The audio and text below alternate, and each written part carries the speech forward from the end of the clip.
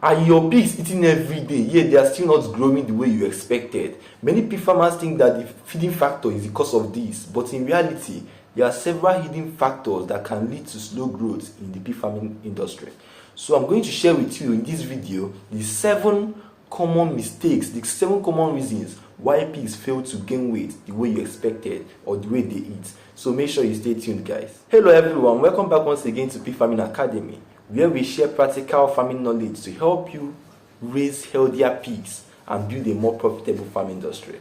If you are new here, please make sure you subscribe and equally consider joining my WhatsApp community in order to gain more updates on the pig farming business. I'm going to be dropping the link of this WhatsApp community in the description box of this video. Let me probably call my WhatsApp number so you can send me a message via WhatsApp in case you want to ask questions on any aspect in the pig farming industry, okay?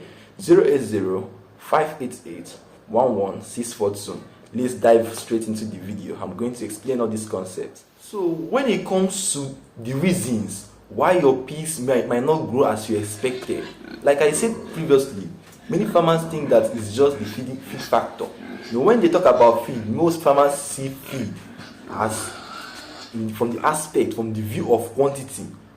But like I said in my previous videos, that what matters is if this feed meets the nutritional requirements. It's not necessarily about the quantity, but about the nutritional requirements that these pigs need. Like there are different stages of pigs, for instance, the piglets, the lactating mothers, the growers. This class of pigs, they require more proteinous food. So you don't just go and mix the popular ration that you mix and serve to all stages of your pigs. No, if your aim is to raise a profitable farm industry, you need to understand there are different categories, starting from the piglets, the lactating mothers, the weaners, the growers, that their feeding components should vary. So when you are trying to formulate this feed, you should manipulate the nutrients. For instance, like I say, these younger ones, the lactating mothers, the weaners, the growers, the piglets, they require a more proteinous diet. They require a more proteinous diet compared to the boars and the mature, bigger ones that can be placed on a little bit maintenance ration. Or yes, maintenance ration should be good for them. So guys, when you understand that it is more about the nutritional components of the feed, you get to set certain things in order. So I'm going to just rush straight and tell you the reasons why your pigs don't grow as expected. Then at the end of the video, I'm going to share with you a strategy that has enabled me to raise my pigs effectively and at the same time reduce the cost of feeding these animals, especially in this protein aspect. So make sure you stay tuned and watch this video to the end as I share a complete detail of all these factors and equally benefit to you guys. Then when it comes to the second reason why your pigs might not be growing as expected is in the aspect of parasites, intestinal parasites. It can even be ectoparasites or endoparasites. So that's why I always emphasize on you maintaining your drug routines. You need to understand that these animals should be dewormed properly at different categories. Like myself, I deworm my winners. When I win my pigs, let me say at 2 months or 1 month and 1.5 months, when I win them, after 1 week after winning, I deworm these animals.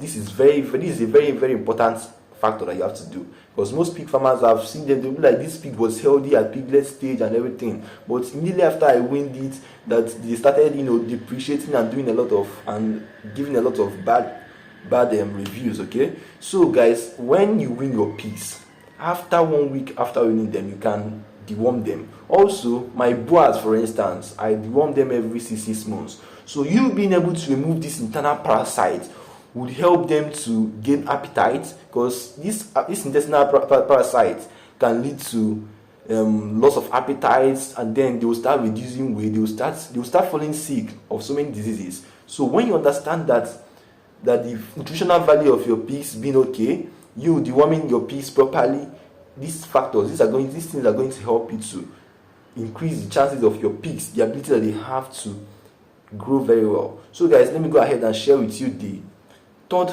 reason why your pigs do not grow.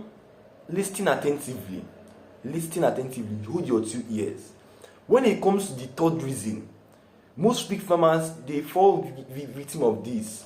They fall victim to overcrowding. Like I always say, you need to understand the stacking ratio. You don't just bring 5,000 pigs, or for instance 100 pigs, and then stack into a space that's meant for 50 pigs. That's not good. It comes with a lot of disadvantages. There is always competition for feed. There is fighting, stress, poor resting phase, anything. Like all these things can make them to not grow as expected. And aside from these factors I mentioned, this overcrowding, if you're overcrowding your animals, it can give more room for these pathogens, these microorganisms to grow. So you as a pig farmer that wants to become profitable, keep to your capacity. I always mention that in my videos. Keep to your capacity. Raise the number of pigs that, yes, you know that you can handle in this space. This space is meant for 5, is meant for 10. Raise it effectively. I always emphasize on this. It's better you raise 30 pigs that you know that you can handle very effectively than for you to bring in 1,000 piglets and stack them up in a space that they will start stressing you with diseases, a lot of factors. So guys, understanding that the good stacking ratio is an edge for you as a pig farmer in your pig farming business. Scale up. You don't need to go and then get all the piglets and stack into a small room. No, that's just you deceiving yourself. So let me now go over to the next factor, the fourth factor, right? So pay attention, guys. So they just took the light, but let's keep it going. So when it comes to the fourth reason why your pigs do not grow, you see diseases. Many pig farmers do not actually understand this aspect when it comes to diseases and drugs in the pig farming industry. I always emphasize on you keeping to your drug routine. This is because with my years of experience in the pig farming world, I started pig farming immediately after my work examination, immediately after I came out from secondary school, right? So that was when I started my business, and up to this very moment, I've gathered a lot of experiences in the pig farming world. So what I'm telling you in this video is not something that I just happened to stumble upon. It's something that I've practiced over the years, and I've come to see its effects. So when it comes to diseases in the pig farming industry, they can tarnish your years of effort. And so you as a pig farmer, a young pig farmer, an experienced pig farmer, a beginner pig farmer that wants to become profitable, you need to understand that you need to do everything possible within your power to make sure that your animals are disease immune. How do you do this? Yes, it might not be 100% effective, but there are certain factors that when you put them in place, you will begin to see the results of your feed. When you give the animal feed, it eats it and then converts it properly. To convert it properly to flesh. 1, you have to do everything possible to remove disease away from your animals by 1, keeping a good hygiene. As much as you give drugs, it should not in any way overcome the importance of hygiene when it comes to animal production, because hygiene plays a role that 1, you don't have to be worried about pathogens infecting your animals, because when you keep the droppings of your pigs, for instance, in their pen for a very long time, microorganisms, vectors perch on it, they drop microorganisms which in the long run these animals should begin to pick. They will begin to gnaw on them and eat them, which can then compound and begin to affect them in so many ways. So if you want to become a profitable pig farmer, please make sure you sweep your pens regularly. Not just do you sweep your pens regularly, but you equally make sure that the way you keep the feed for your animals is being kept clean, because this will enable you not to feed your animals with infected feeds. Also, there's also this mistake that most pig farmers make that's also in this disease aspect. They do not clean the feeding trough of their animals. They will keep on making use of that place, that region. If you're making use of a concrete floor, we normally have a demarcation, right, for it.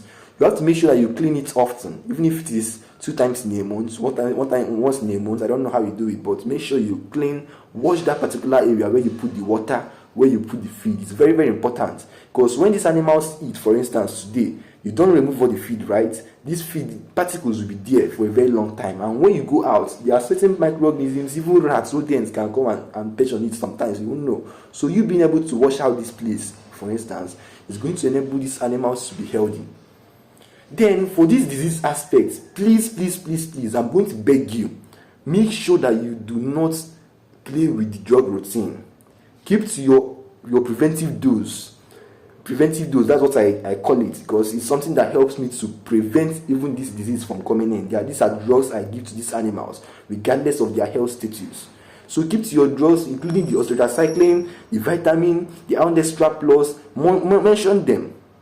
Then regarding this aspect of drug, I want to please make you to be informed that I wrote a book titled The Pig Farmer's Journey, where I narrated all the histories, the stories of diseases, the drugs that I made use of in my farm during the course of this my pig farming adventure. So please make sure you grab a copy. I'll drop in the link of this book in the description box of this video. Grab a copy, read it, because this book detailed how I started pig farming business after my work examinations. It told the story. Not just did it tell the story, it only showed the experiences that I had and the strategies I employed to reduce to overcome these challenges. Not just that, only shared the feeding structure, what I make use of in feeding my animals, both in the carbohydrate section, the protein section, the vitamin, the multivitamin, and how I managed to reduce the cost of feeding these animals. So grab a copy, use the link, or you only chat me through WhatsApp to receive the book, to buy the book directly, okay? My number is 080-588-11642. So let me go over to the next reason why your pigs do not grow, which is classified under the water aspect. I've gone to so many farms that do not understand the importance of water, not just water, but clean water, because not just the water acts as a catalyst or a base or the base where all these nutrients function, right? It also helps to regulate the temperature of these animals. Like I always say, animals like pigs, they kind of have this poor temperature regulation due to the pores and everything. But you providing adequate water for them to drink or even to bathe in and all those things helps them to be much more comfortable and keeps their body in order for a better productivity. So you as a pig farmer that wants to become profitable, I'm trying to speed up the video so that it will not be too long. You as a pig farmer that wants to be profitable, please make sure that you provide adequate water for your animals. Never allow this water section to dry up.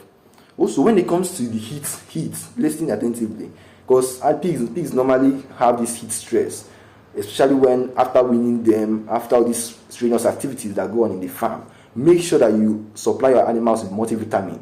It's very important. You can either use the injection type of multivitamin, or you make use of the natural sources like pawpaw, mention them, bush mango, mention them. Then when it comes to the next factor, listen attentively, because this factor is very, very delicate, is the genetics. You might say, oh, I'm giving them the best feed. Oh, I'm having a very good hygiene system. I'm giving them clean water. No. But when you want to get these genetical aspects wrongly, you have already given yourself a cracky foundation. The genetical aspect is the strong foundation you build for your pigs. I've made so many videos on how you'll be able to increase the quality of your pigs genetically. Because I've given so many cases where so many pig farmers practice inbreeding for so many reasons. Maybe that they cannot get a male that is not of the same line to cross them. No. Inbreeding might not show its effect at the moment, but it will keep on compiling to a certain time that it will no longer, the effect will now become, let's say, symptomatic. It will now show, it will now have its symptoms. It will now be like, oh, these pigs, they are really mutating. They are not really giving me what I really want. Not necessarily because of your feeding factor. So once you get your breeding aspects rightly, you begin to see the benefits of raising pigs. Not just that. Sorry, I had a little interruption. So, like I was saying previously, that the breeding aspect, begin to see breeding as an opportunity given to you by nature to be able to get out the genetical qualities that you desire in your farm. So don't just mate your animals anyhow, because when you understand that the genetical aspect is what you use to set your farm in order, you will then begin to put some factors together. Like when you want to mate, try as much as you can to introduce new stocks into your pens in order to avoid mating closely related animals, because that is what inbreeding is all about. Mating what? Closely related animals. It begins to lead to reduction in the quality of the genetical components due to inappropriate mixtures. So guys, I've shared with you so many strategies amongst the encyclopedia of factors that can make your animals not to grow. I've given you also solutions that I have applied that has given me good results. As a bonus tip to this video, I'm going to share with you how I managed to reduce the cost of feeding my peas by employing a strategy that I call the maggot strategy 1. After getting droppings from my animals, I don't just discard them, rather I use them to grow maggots. Then when I get these maggots, I process them by washing them, cleaning them and all those things. After which I can now then use them to feed the pigs, my peas, and then probably give it to my fish, because this is my fish farm. Everybody have fish farm, right? So these are the strategies that I employ to reduce the cost of feeding my animals. This is just one of the strategies, because I have so many strategies, but all these strategies are in my book, The Pig Farmer's Journey, that I told you guys that I published. It is ISBN verified, not just it is verified, but it contains the story on how I started the pig farming business at a young age, and then the experiences I had, the challenges, the success, everything is imbibed in this book. So make sure you grab a copy, either through the link I'll drop in the description box of this video. Grab a copy, click on the link, buy. It's very cheap, it's very affordable. Or you can send me a message through WhatsApp 080-588-11642. Do that right away. Ask your questions in any aspect through my DM. I will answer you.